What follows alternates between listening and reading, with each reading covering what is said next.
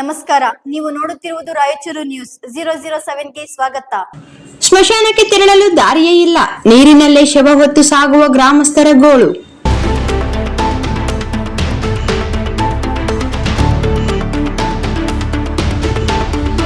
ರಾಯಚೂರು ಗ್ರಾಮೀಣ ಗುಂಜಳ್ಳಿ ಗ್ರಾಮದಲ್ಲಿ ಸ್ಮಶಾನಕ್ಕೆ ತೆರಳಲು ಸಮರ್ಪಕ ರಸ್ತೆ ಇಲ್ಲದ ಕಾರಣ ಮೃತದೇಹವನ್ನು ನೀರಿನಲ್ಲೇ ಹೊತ್ತುಕೊಂಡು ಹೋಗಿ ಅಂತ್ಯ ಸಂಸ್ಕಾರ ನೆರವೇರಿಸಿದ್ದು ಘಟನೆ ನಡೆದಿದೆ. ಗ್ರಾಮದಲ್ಲಿ ಮೃತರ ಅಂತ್ಯ ಸಂಸ್ಕಾರ ಮಾಡಲು ಮೃತದೇಹವನ್ನು ತೆಪ್ಪದಲ್ಲಿ ತೆಗೆದುಕೊಂಡು ಅಂತ್ಯ ಸಂಸ್ಕಾರ ಮಾಡಬೇಕಿದೆ. ಗ್ರಾಮದಲ್ಲಿ ವೃದ್ಧೆಯೊಬ್ಬರು ಮೃತಪಟ್ಟಿದ್ದು, ಮೃತರ ಅಂತ್ಯ ಸಂಸ್ಕಾರಕ್ಕಾಗಿ ಮಳೆ ನೀರು ತುಂಬಿ ಹರಿಯುತ್ತಿರುವ ದಾರಿಯಲ್ಲಿ ಶವವನ್ನು ಹೊತ್ತು ಸಾಗಬೇಕಾದ ಪರಿಸ್ಥಿತಿ ಗ್ರಾಮಸ್ಥರಲ್ಲಿ ತೀವ್ರ ಆಕ್ರೋಶಕ್ಕೆ ಕಾರಣವಾಗಿದೆ.